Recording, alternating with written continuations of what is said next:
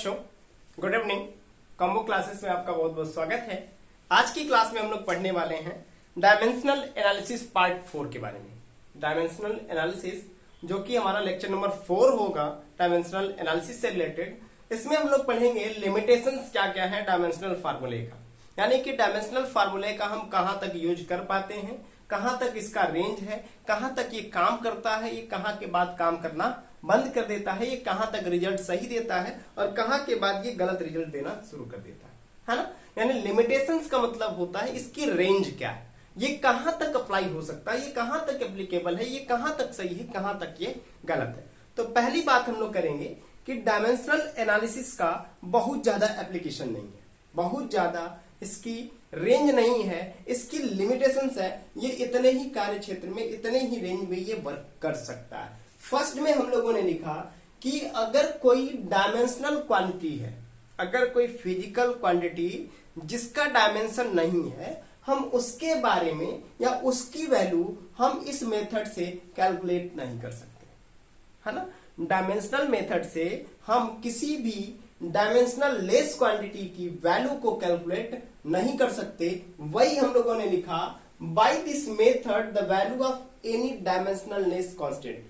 इस मेथड से, dimensional method से हम किसी भी डायमेंशन लेस कांस्टेंट की वैल्यू जो उस फार्मूले में इन्वॉल्व है, इससे हम ऑब्टेन नहीं कर सकते, इससे हम फाइंड नहीं कर सकते। ठीक है।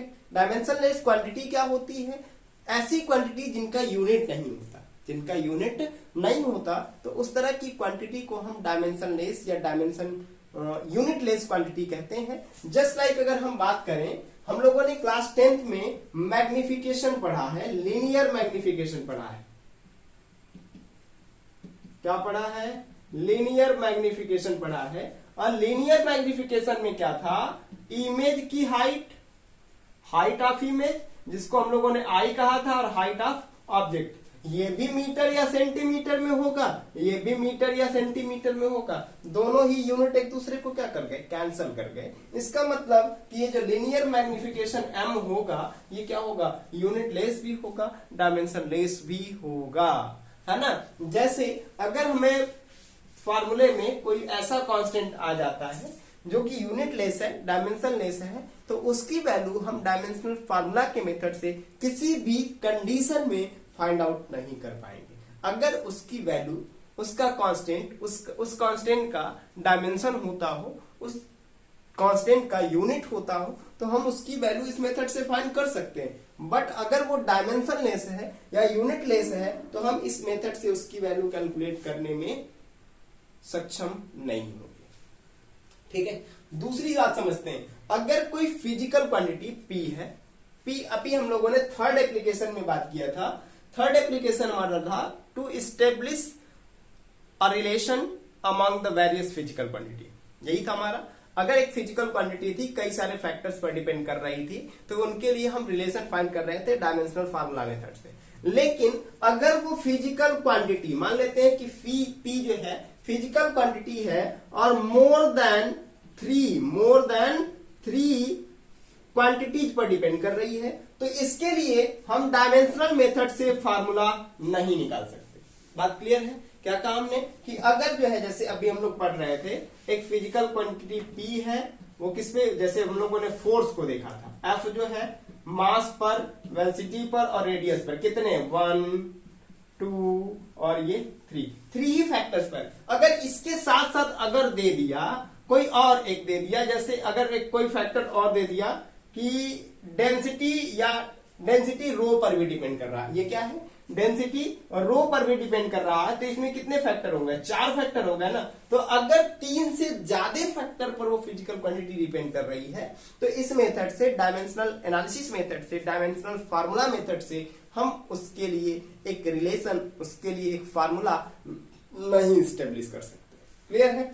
तीसरा क्या है कि अगर किसी भी फार्मूले में, किसी भी इक्वेशन में कोई कांस्टेंट आता है,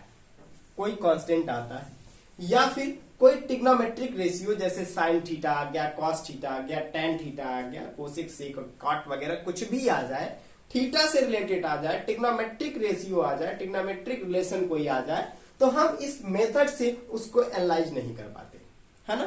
साथ ही साथ अगर हमें उस टर्म में एक्सपोनेंशियल आ जाए, एक्सपोनेंशियल का मतलब क्या हो जाता है, जैसे हम लोगों ने लिखा है इस सेंटेंस में कि by this method the equation containing कौन कौन सा चीज, ट्रिग्नोमेट्रिक। ट्रिग्नोमेट्रिकल का मतलब क्या हो गया, जैसे साइन थीटा आ गया, कॉस थीटा आ गया, टेन थीटा आ गया, या फिर कॉट थीटा आ गया, कोसेक थीटा आ गया, या फिर सेक थीटा आ गया। इस तरह में से इन सब में से कोई भी टर्म आ जाता है, ट्रिग्नोमेट्रिक रेशियो का कोई भी टर्म अगर उसमें इंक्लूड हो जाता है, तो हम इस मेथड से, डायमेंशनल एनालिसिस मेथड से, डायमेंशनल फार्मूला मेथड से उसके बारे में कोई भी क्लू नहीं दे सकते, उसके बारे में एनालाइज नहीं कर सकते। इसी के साथ साथ अगर एंटी लॉग आ जाता है, e⁻x एक्सपोनेंशियल टर्म आ जाता है, एक्सपोनेंशियल टर्म आ जाता है, तब भी हम डायमेंशनल फार्मूला मेथड का यूज करके उसके बारे में कोई भी जानकारी हासिल नहीं कर सकते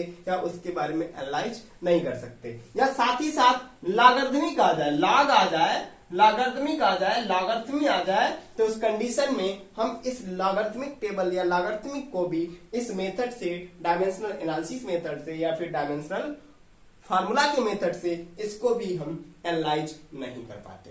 तो ये रहा हमें 3 लिमिटेशंस इसके। साथ ही साथ अगर कोई कांस्टेंट आता है, कांस्टेंट आता है जैसे 2, 3, 1/2, 1/5 इस तरह का कहीं टर्म आता है, तो इनका भी हम डायमेंशन नहीं लिखते। रीजन क्या है, क्योंकि जब इनका यूनिट ही नहीं होता, 2 का कोई यूनिट होता नहीं होता, 3 का होता नहीं होता, तो इस वजह से हम इनका डायमेंशन नहीं लिखते। ये भी इनकी लिमिटेशन है। बात क्लियर है। इस वीडियो में बस इतना ही इसका लिमिटेशन था। नेक्स्ट क्लास में हम बात करेंगे डायमेंशनल फार्मूले पे रिलेटेड कुछ न्यूमेरिकल्स जो आपके एग्जाम में आने वाले होंगे, आने लायक होंगे, आपके बोर्ड एग्जाम से रिलेटेड होंगे, साथ ही साथ नीट में आने लायक होंगे, जेई में आने वाले होंगे, और साथ ही साथ और भी कॉम्पिटेटिव एग्जाम में जितने भी साइंस से रिलेटेड कॉम्पिटेटिव एग्जाम जैसे ओलंपियाड्स वगैरह हैं उनमें भी आता है, साथ ही साथ सीओटी में भी पूछा जाता है। तो इसकी बात हम लोग इस वीडियो में करेंगे। मिलते हैं जल्दी ही, धन्यवाद।